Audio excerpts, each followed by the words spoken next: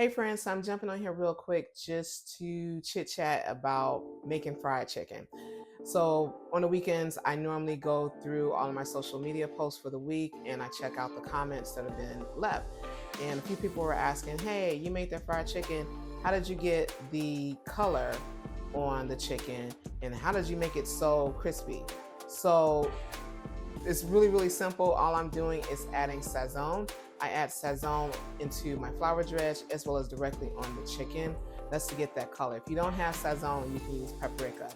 The other thing that I'm doing is using cornstarch with the flour dredge. So you add in your flour, you add in some cornstarch, and then you add the rest of the seasonings that you normally would add.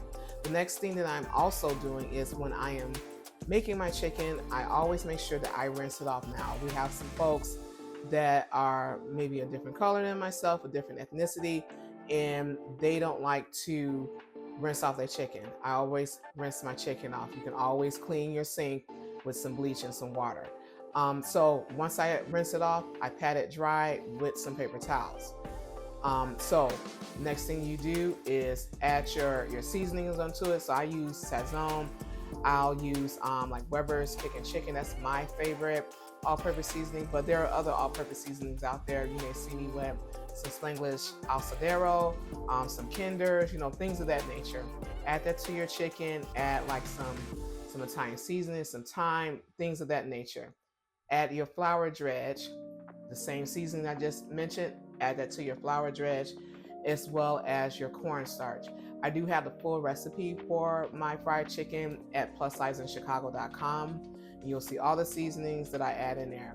The other thing you want to do is when you add your flour dredge in there, let your chicken sit. Let it sit for at least 5 to 10 minutes and then coat it again with your flour, then add it to your oil.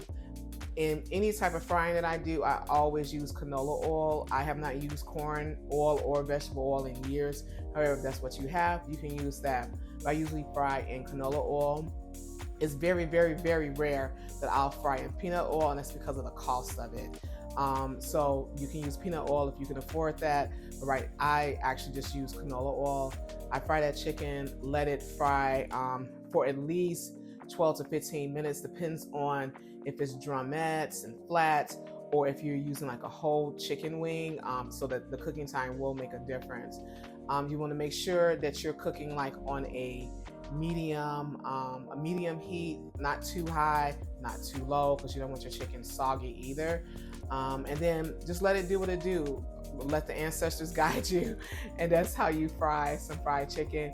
Again, if you want to see the full recipe, it's at plussizeinchicago.com. Look for fried chicken wings, and you'll see all the ingredients and the frying methods and things of that nature. So I hope you all have a great day. I'll see you later. Bye.